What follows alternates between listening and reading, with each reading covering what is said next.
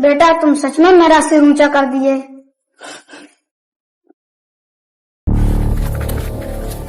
बहुत दिन हो गए बेटे से मिले, आज चलता हूँ। आज अपने बेटे की परीक्षा लेता हूँ कि मैं बड़ा हूँ कि वो बड़ा है। रुको बाबा, किससे मिलना है? अंदर जो कुर्सी पर साहब बैठे हैं उन्हीं से मिलना है बेटा। ठीक है बाबा, मैं साहब से पूछ कर आता हूँ। ठीक है बेटा।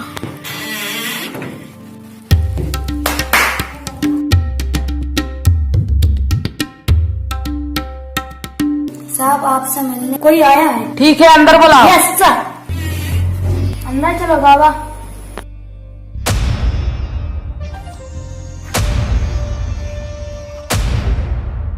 पिताजी आप फोन कर दिए थे, मैं गाड़ी भेज देती। पैदल चलने का कष्ट क्यों किया? बस बेटा मन किया तो आ गया। बेटा एक बात पूछनी थी। पिताजी। बेटा इस संसार में सबसे बड़ा कौन है? पिताजी मैं हूँ सबसे बड़ा, मैं हूँ सबसे ज्यादा शक्तिशाली, मेरे अलावा कौन हो सकता है?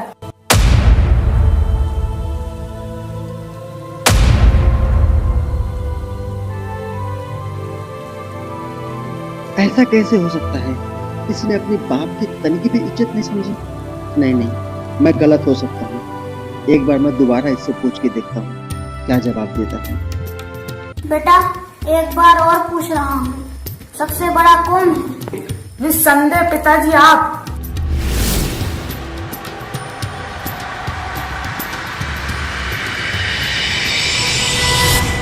बेटा कुछ बात समझ में नहीं आई। अभी तो तुम अपने को महान कह रहे थे, अब मुझे महान कह रहे हो, इसका क्या कारण है? पिताजी आप अब भी नहीं समझे। एक मिनट, मैं भी समझाता हूँ।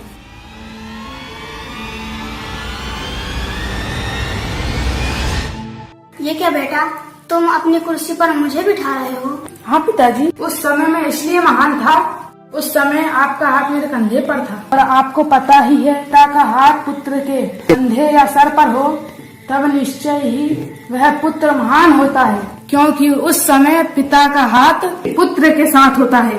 जैसे ही आपने कंधे से आपने अपना हाथ हटाया, उस समय मैं बलहीन हो गया। बड़े आप ही हो पिताजी।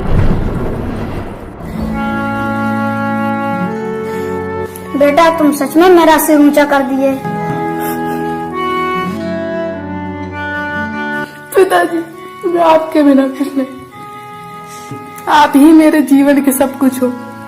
तुम धन्य हो बेटा, धन्य हो।